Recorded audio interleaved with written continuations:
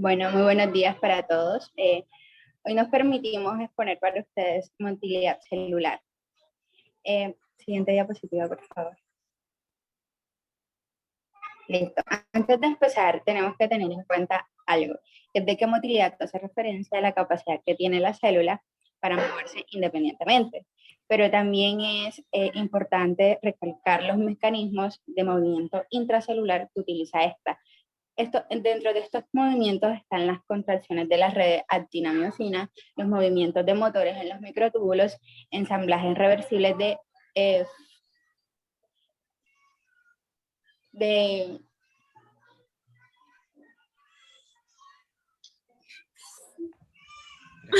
Tranquila. Ya, espérense.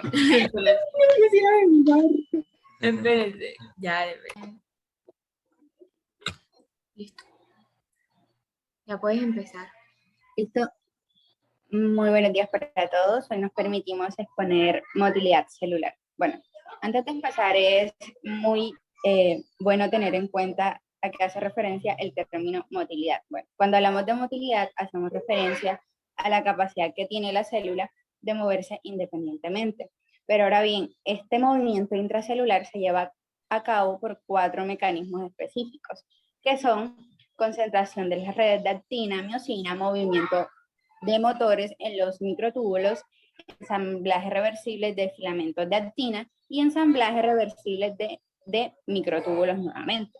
Entonces, ahora teniendo esto claro, podemos decir que la mayoría de las células poseen todas las proteínas necesarias para la motilidad celular, pero hay algo que es de recalcar, es que es sorprendente la variación de sus velocidades de movimiento. Pero estas velocidades de movimiento, estas diferencias entre las velocidades de movimiento, ¿a qué se debe?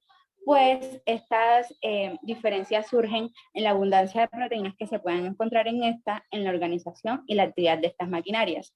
Un ejemplo de esto, para que me puedan entender más claramente, serían las levaduras, las células musculares contráctiles, que ambas contienen actina, miosina 2, proteínas de cierre heterodimérica y tropomiosina. Pero ¿qué pasa? Que las levaduras van a utilizar estas proteínas para citocinesis, mientras que los músculos van a ensamblar concentraciones muy elevadas de proteínas similares a los sarcómeros para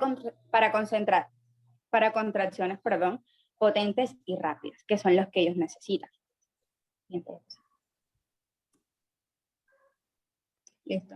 Entonces, como podemos observar en esta imagen, encontramos la velocidad en micras por segundo, específicamente en el rango de velocidad de la Escherichia coli. También podemos encontrar varias células en movimiento que ya se encuentran en más de 4 órdenes de magnitud. Estos 4 órdenes de magnitud se dan a escalas de celda. Siguiente diapositiva. Listo. Bueno, es muy fundamental decir que existen cambios en las formas de las células producidas por la extensión de los procesos superficiales. Y pues estas alteraciones se pueden dar por 2 cosas muy fundamentales. La primera sería el ensamblaje de nuevos polímeros citoesqueléticos o también mediante la reordenación de ensamblajes preexistentes de filamentos de actina o microtúbulos. Entonces aquí encontramos un cuadro de velocidad de los movimientos celulares. Ejemplificaré una específicamente. Encontramos las contracciones de los músculos estriados o bíceps que nos dan las velocidades unitarias. Estas velocidades unitarias hacen específicamente referencia a la unidad molecular, mientras que la velocidad sumada hace referencia al movimiento general de la célula. El mecanismo que utiliza específicamente la contracción del músculo estriado es la polimerización de actina, miosina y adenosina. Siguiente, por favor. Listo, bueno. También tenemos una ejemplificación en cuanto a los procesos acrosómicos de los espermatozoides, que es lo que nosotros podemos observar en la pantalla. Aquí, inferencialmente, nos podemos dar cuenta que al observar la polimerización esta impulsa significativamente al crecimiento del esperma de la babosa marina, que observamos en la imagen. Bueno, lo que observamos, pues hay una vesícula secretoria. Esta se funciona con la membrana plasmática, libera sus enzimas hidrolíticas. Estas enzimas hidrolíticas son liberadas antes del crecimiento del proceso acrosómico. Es importante resaltar eso. Entonces también observamos cuando el proceso acrosómico llega al huevo, las membranas plasmáticas, pues de las dos células se fusionan. Al lado también miramos lo que es la filopodia. Observamos a través de una micrografía de fluorescencia el borde de esta célula, que sería 3T3, que es específicamente de un ratón. Aquí podemos ver expresado la forma de MDI, A2 y RIF activado, que es una guanosina y también trisfosfatosa de la familia de RHO. Entonces es importante que tengamos en cuenta esto. Siguiente diapositiva. No, perdón. Antes de que retroceda un momento, por favor.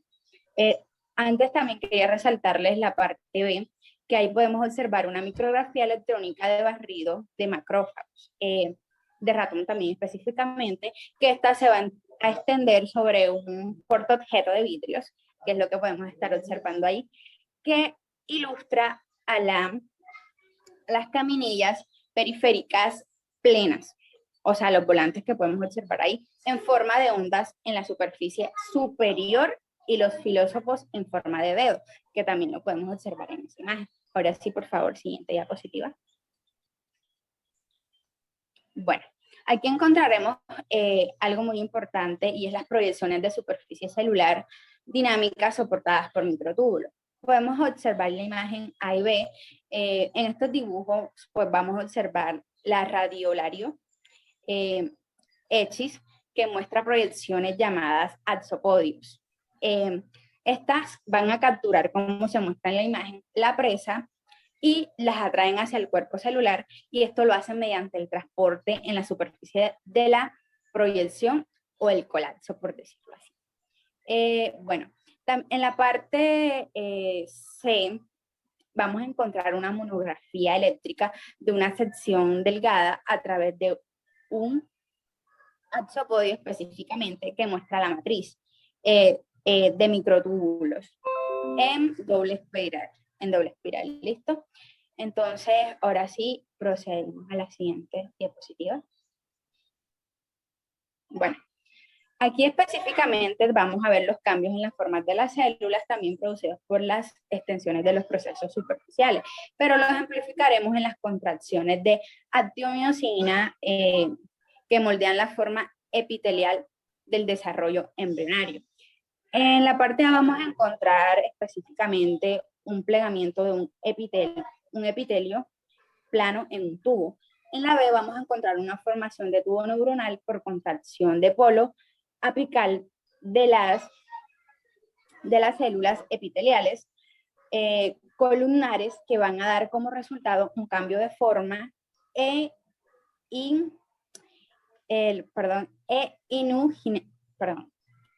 invaginación de epitelio, por decirlo así. Pero para la parte E vamos a encontrar la contracción alrededor de margen del ectodermo y también la tira de este epitelio sobre la superficie de una drofolia, que sería un embrión. Entonces, ahora proseguimos con la siguiente diapositiva después de haberles explicado un poco con respecto a esto.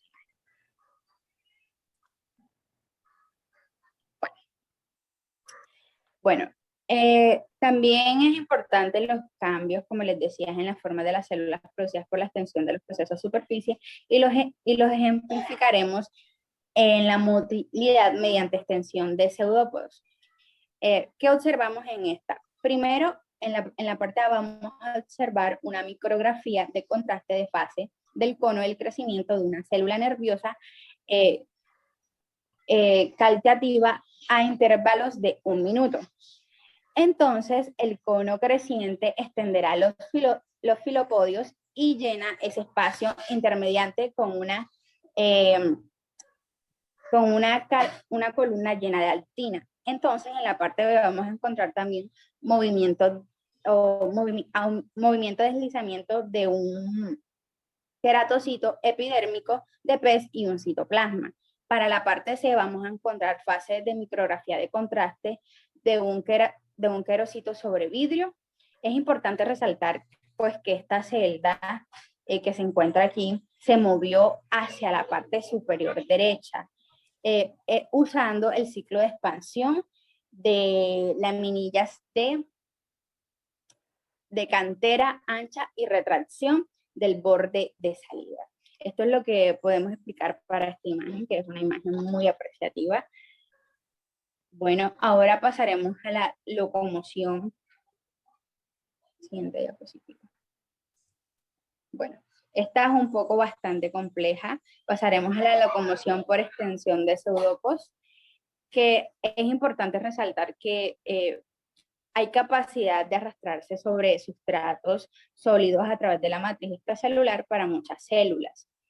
Y ahora lo ejemplificaremos en un modelo de montaje y desmontaje en filamento de actina, la vanguardia.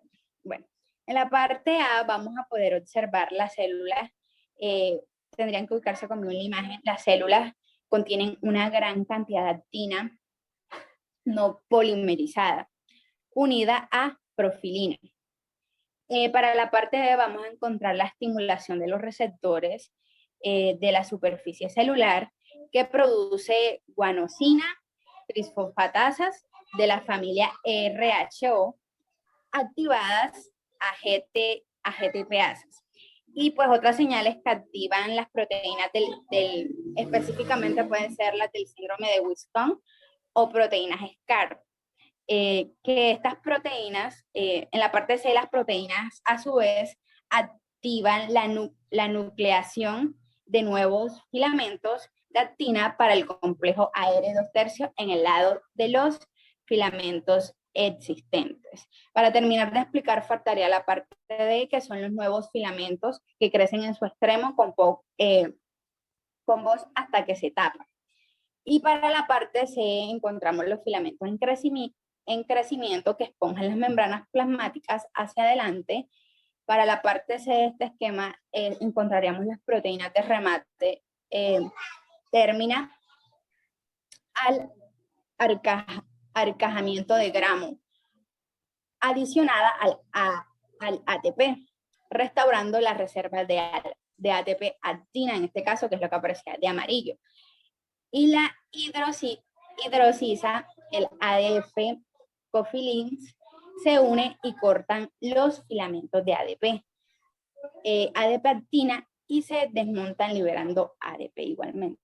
Entonces, para la parte I, ya casi finalizando este esquema, encontramos al profilín que promueve intercambios de ADN por ATP, restaurando las reservas de ATP actina no polimerizadas unidas al profilina.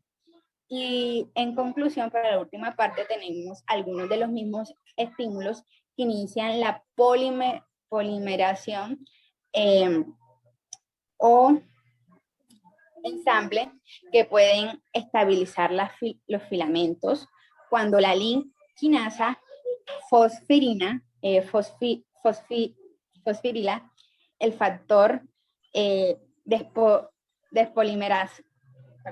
despolimerizante de actina ADF, coficinas y inhibiendo su actividad despolimerizante. Entonces, pasamos a la siguiente diapositiva. Mi compañero Samuel.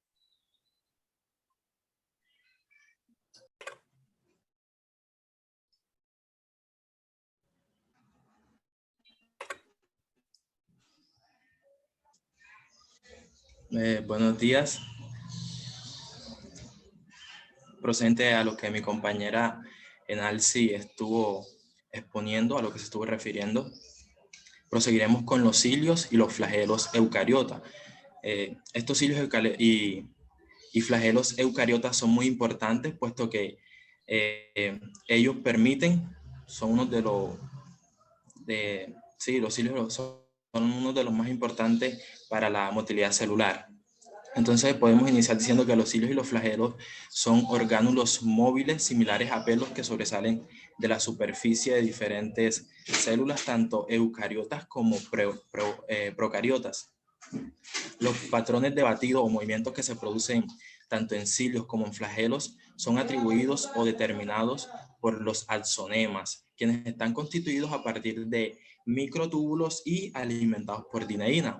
De esto se estará hablando un poquito más adelante.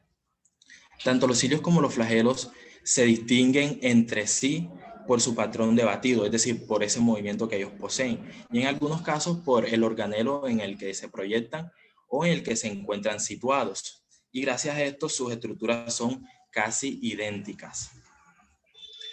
Con respecto a los cilios, podemos decir que tienden a encontrarse en grandes cantidades sobre la superficie celular a modo de césped y su actividad suele ser coordinada. Podemos encontrar cilios en células en movimiento, como observamos en la diapositiva, en la parte A. Son células en movimiento y en este caso los cilios son los encargados de producir o proporcionar el movimiento de dicha célula. Esto es gracias a la inversión de la dirección del golpe de potencia que permite a los cilios unicelulares moverse hacia adelante o hacia atrás. En caso contrario, encontramos cilios en células inmovilizadas. Aquí se puede observar en la diapositiva en la parte B.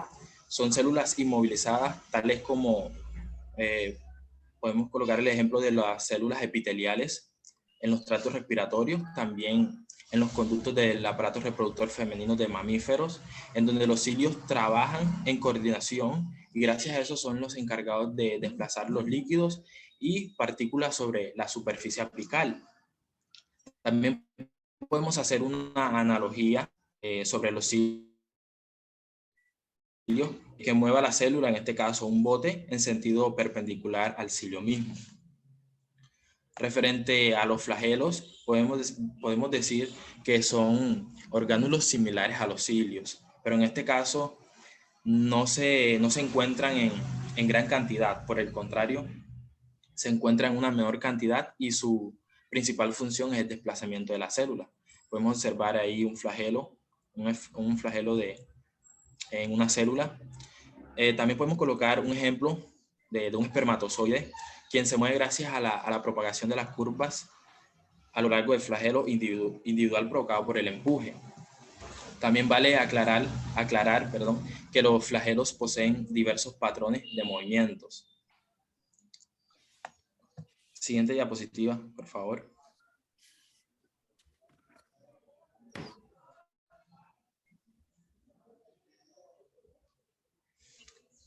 Bueno, en este caso, tenemos una onda en la parte B, compartimientos de 3 tipos de cilios con secciones transversales de sus axonemas en la parte de abajo. Podemos observar en la parte izquierda, ubicado ahí mismo en la parte A, una potencia ciliar y golpes de recuperación de un cilio palpitante. En el centro encontramos un cilio rotatorio y en la derecha un cilio primario. De esta parte mi colega Georgina les estará hablando más adelante. También podemos ver la onda metacrónica de los cilios, es decir, esos movimientos que los cilios producen al unísono. Podemos pasar a la siguiente diapositiva, por favor.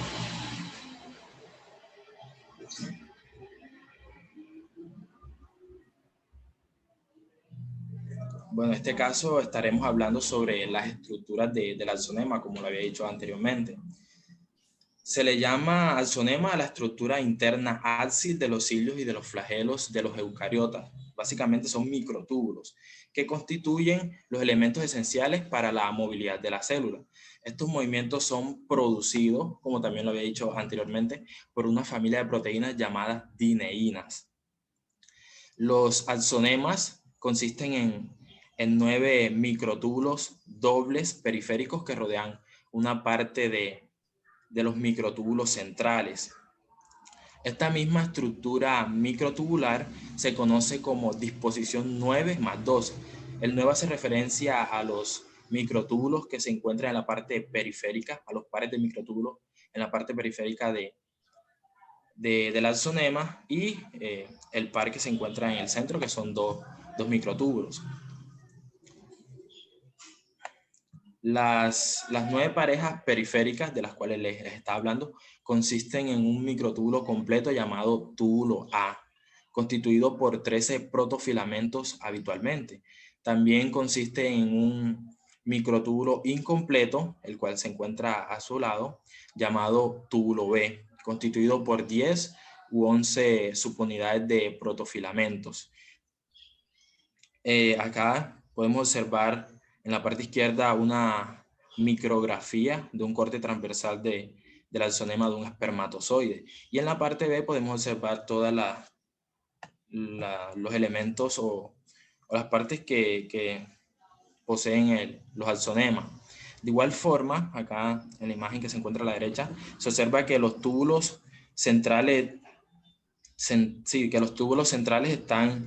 encerrados por proyecciones que forman la vaina central. La vaina central se encuentra de color rojo. También que se conectan con los túbulos A de las parejas periféricas mediante un conjunto de rayos radiales. Ahí también podemos observar los rayos radiales. Las parejas están conectadas entre sí por un puente entre parejas, formado por una proteína elástica, conocida como la annexina. Podemos pasar a la siguiente diapositiva, por favor.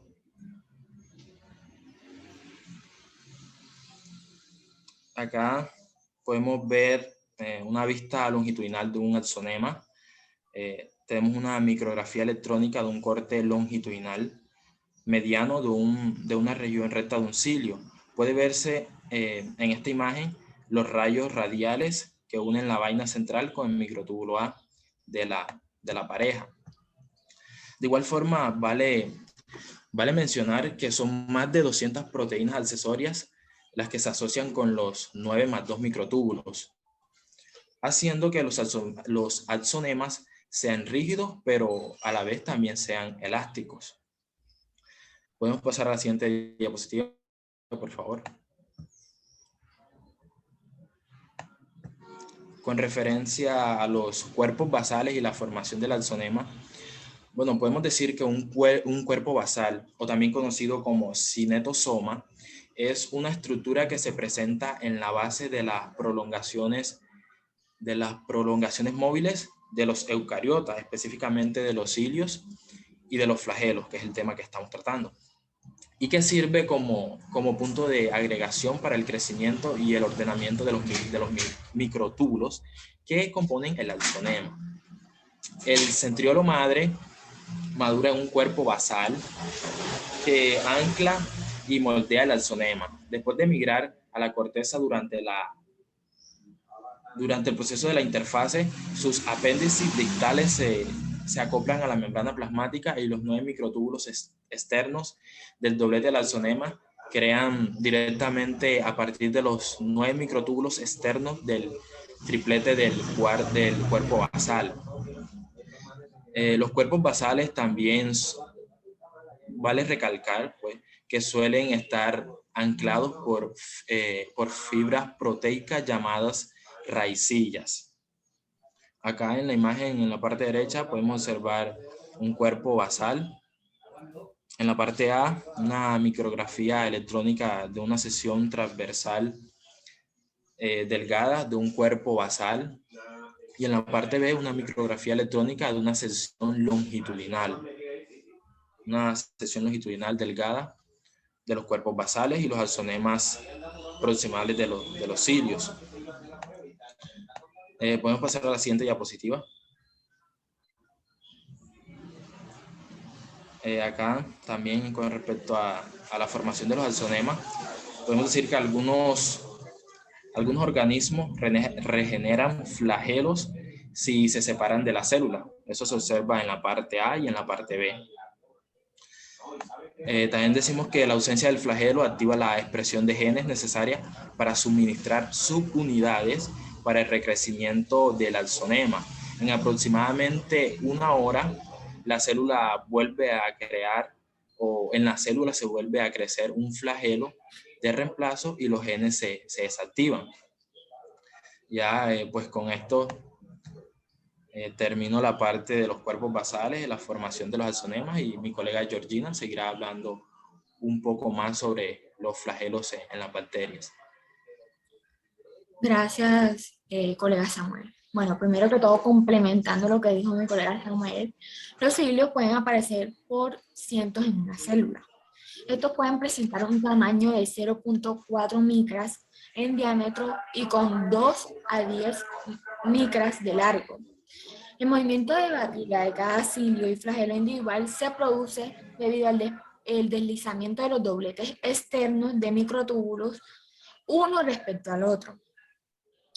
Esto es impulsado debido a la actividad motora dependiente de la hidrólisis de ATP, de la dineína axonémica. Los cilios baten con un movimiento coordinado de atrás adelante, como si fuera un latigazo. Movimiento que consigue que la célula se mueva a través del fluido, o bien ya sea el fluido se desplace sobre la superficie de la célula. Un ejemplo es el movimiento de cientos de cilios situados en la superficie de la célula de algunos protozoos del género Paramecium, los cuales son los responsables tanto de la motilidad en el fluido como del barrido y desplazamiento hacia su cavidad oral de las partículas alimenticias. En este caso voy a hablar de estos cilios especiales, en este caso los cilios nodales y primarios, los cuales tienen un axonema con una ordenación de 9+0, por lo que no tienen el par central del microtúbulo. Los cilios nodales se encuentran en el nodo embrionario de los vertebrados, en una unidad por célula, y tienen, a diferencia de los cilios 9+2, un movimiento rotatorio que genera un movimiento de fluido extraembrionario llamado flujo nodal. Este es dirigido hacia la izquierda. Bueno, en lugar de debatir la actividad de los brazos de dineína, esto hace que la punta de los cilios gire en el sentido de la aguja del reloj. La ausencia de este flujo explica por qué los pacientes con síndrome de Cartagener y los ratones a los que le afecta una sola cadena pesada de dineína tienen la misma probabilidad de que sus órganos internos, ya sea el corazón y el hígado, estén colocados normalmente en el lado opuesto. Una infección llamada situs inversus. Paso ahora a los cilios primarios. Los cilios primarios son orgánulos sensoriales tanto para las fuerzas químicas como mecánicas. A través de canales mecanosensibles en la membrana plasmática, cuando se dobla, muchos receptores se concentran en estos cilios primarios, incluidos los hemorfógenos del desarrollo como el erizo sónico, factores de crecimiento, incluido el factor de crecimiento derivado de plaquetas y hormonas como la somatostatina. Estos pueden actuar como antenas para recibir señales del espacio extracelular a través de receptores y canales iónicos situados en la membrana axonémica.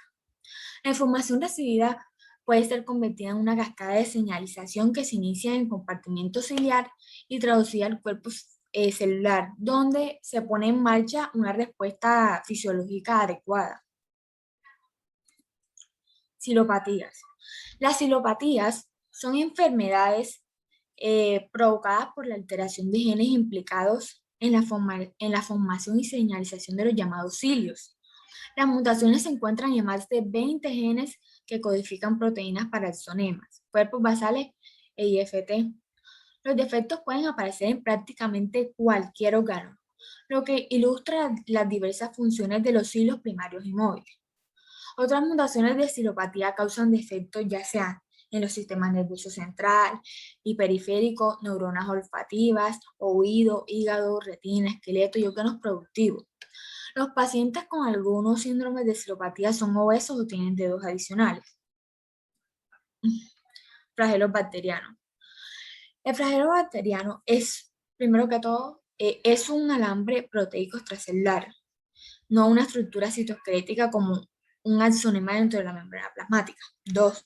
Las bacterias con múltiples flagelos son más comunes que aquellas con un solo flagelo. 3. Tienen una estructura única, completamente diferente de los demás sistemas presentes en otros organismos, como los cilios y flagelos eucariotas y los flagelos de las arqueas. 4. El flagelo bacteriano está impulsado por un motor rotativo compuesto por proteínas, situado en el punto de anclaje del flagelo en la membrana plasmática. Girar el flagelo bacteriano en sentido horario o antihorario, visto desde el punto del flagelo como la hélice de una lancha motora. A diferencia de la lancha motora, las bacterias en movimiento no tienen impulso, por lo que se detienen en una fracción de nanómetros si el motor se detiene. Bueno, algunos eucariotas desarrollan sistemas de motilidad exóticos. Hoy vamos a presentar 4 ejemplos de los que voy a describir a continuación. Número 1. Fibras contractiles sensibles al calcio. Primero que todo, en la imagen encontramos en el apartado A una microfotografía de luz y en el apartado C una microfotografía electrónica. En este caso tomamos el ciliado Vorticella, el cual evita que los depredadores, contrayendo un tallo que ancla la celda de las hojas y otros soportes. Esto hace que evite a los depredadores, como ya dije. Esto, la fibrilla contráctil llamada espasmo, lo que hace es que las membranas tubulares asociadas con los hispanemas desencadenan contracciones, y esto cuando se une a la espasmina, una proteína similar a la calmodulina, que forma filamentos de 3 nanómetros, hace que cambie la conformación de la espasmina, y esto desencadena como resultado un acortamiento rápido, ya que muchas subunidades de espasmina se ensamblan en serie y las proteínas similares a la espasmina se encuentran en otros ciliados. Es bueno recalcar esto. Se puede encontrar en ciliados, algas, hongos y animales, donde se denominan centrin o caltractina. Estas proteínas, similares a la calmodulina, forman fibrillas que anclan los centrosomas y los cuerpos basales de los cilios y los flagelos, haciendo que se presenten mutaciones que inactivan la caltractina en algas o levaduras, y esto compromete las funciones de los organizadores de microtúbulos. Por otro lado, tenemos un resorte de filamento de actina preformada. En este caso tomamos el esperma del cangrejo herradura, Limulus, en el cual se usa un nuevo proceso acrosómico para fertilizar un óvulo. En este se preensambla un haz enrollado de filamentos de actina reticulados por una proteína llamada screen. Un encuentro con un huevo estimula la reordenación de los enlaces cruzados, lo que hace que la actina se desarrolle. Impulsa el paquete a través de un canal en el núcleo, como se puede ver en la imagen, seguido de la extensión de un proceso rodeado por una membrana plasmática que literalmente se enrosca a través de la gelatina de huevo para fusionarse con la membrana plasmática de huevo. Por otro lado, tenemos principales proteínas de esperma, un sustituto de la actina en los espermatozoides de nematodos. Los espermatozoides de nematodos utilizan movimientos ameboides para encontrar un óvulo en lugar de nadar con flagelos como otros espermatozoides. El comportamiento de estos espermatozoides es similar al de una pequeña célula de ameba, lo que significa que se basa en el ensamblaje de filamentos de actina. Sin embargo, cabe aclarar que la actina es una proteína menor en los espermatozoides de los nematodos. En cambio, los pseudópodos de esperma están llenos de filamentos apolares de 10 nanómetros de ancho ensamblados a partir de dímeros de una proteína, con un pliegue similar a una inmunoglobulina llamada proteína de esperma principal. Las proteínas del citoplasma y asociadas a la membrana plasmática guían el ensamblaje de los filamentos, que funcionan notablemente como la actina, aunque no tienen un nucleótido unido ni una proteína motora asociada conocida. Los filamentos de 10 nanómetros se ensamblan en el borde de ataque del pseudópodo y permanecen estacionarios con respecto al sustrato como el pseudópodo en expansión. Como cuarto tenemos los acistiles, que son organelos microtubulares especializados. Algunos protozoos usan dineína para generar movimientos batientes de grandes conjuntos de microtúbulos citoplasmáticos llamados alzostilos.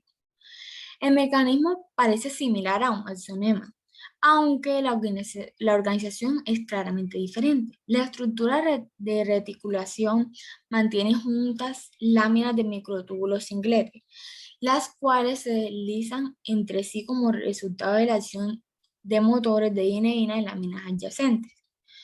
Los latidos coordinados del alzostilo distorsionan todo el organismo, lo que le permite moverse. Vamos ahora con la última, sí, una de las últimas diapositivas. Rotación de los flagelos. Hay múltiples flagelos presentes. La rotación en sentido antihorario forma un haz, la propulsión de 4 flagelos. Estos a velocidad de 15 longitudes de células por segundo, equivalente a 400 millas por hora, si la batería fuera el tamaño de un automóvil.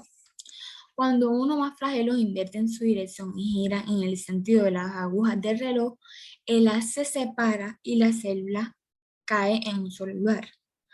Los ensayos para la rotación de los flagelos individuales proporcionan información sobre el mecanismo del movimiento flagelar, como podemos observar. Vamos a hablar un poco de lo que se observa aquí. En el apartado A podemos observar que si los flagelos giran en un sentido antihorario, forman un paquete que impulsa la célula hacia adelante. En el apartado B, vemos que si uno o más flagelos giran en el sentido de la aguja de reloj, el paquete se deshace y la célula se cae en un solo lugar. En el C, si un flagelo está atado a una superficie, la bacteria rota. Podemos observar en este. En el D, si el filamento flagelar se reemplaza por una región de gancho alargada con un cordón unido, el cordón gira. Vamos con la última diapositiva, ahora sí. De manera similar, se observa que las perlas unidas a flagelos cortos giran. La velocidad de rotación depende de la resistencia. El motor de un solo flagelo inmovilizado puede rotar hasta todo un E. coli de 10 a 50 veces por segundo. El motor rotativo que impulsa el filamento flagelar está construido a partir de un rotor y un estator. El cilíndrico cuerpo basal, se observa en la imagen, en el extremo del filamento gira dentro del estator. Las unidades funcionales del estator constan de 4 subunidades, mod A y 2 subunidades mod B. Mod A tiene 4 segmentos hidrófobos, que se cree que son hélices transmembrana y un dominio citoplasmático sustancial. Mod B tiene en cambio un segmento transmembrana y un gran dominio periplásmico, anclado a la capa de peptidoglicano. Los flagelos y los cuerpos basales se ensamblan, pero son inmóviles en las células que carecen de cualquiera de esas proteínas transmembrana. Si la proteína faltante se reemplaza iniciando su biosíntesis, el flagelo paralizado comienza a girar, aumentando su velocidad de rotación de manera escalonada como la capa de peptidoglicano, como podemos observar aquí. Las unidades funcionales del estator consta de 4 unidades. mod A y 2 subunidades de mod B. Mod A tiene 4 segmentos hidrófobos que se cree que son hélices transmembrana y un dominio citoplasmático sustancial. Mod B tiene un segmento transmembrana y un gran dominio periplásmico anclado en la capa de peptidoglucano. La energía para hacer girar el motor proviene de protones, los cuales descienden por un gradiente electroquímico desde el exterior de la bacteria a través de unas unidades que van al citoplasma. La transferencia de un protón a través de la membrana proporciona aproximadamente la misma energía que la hidrólisis de un ATP. El mecanismo que produce la rotación todavía está bajo investigación, es clave recalcarlo, pero implica la interacción del dominio citoplasmático de mod A con las unidades fil G en la parte superior del anillo C. La transferencia de un protón a través de la membrana plasmática da como resultado un cambio conformacional en mod A que mueve el anillo C. Aproximadamente 1000 protones cruzan la membrana por cada rotación, lo que corresponde a 2 protones por cada pequeño paso de rotación. La transferencia de protones está estrechamente ligada a la rotación del cuerpo basal y la eficiencia cercana al 100%. Con esto damos por terminada nuestra exposición. Muchas gracias por la atención.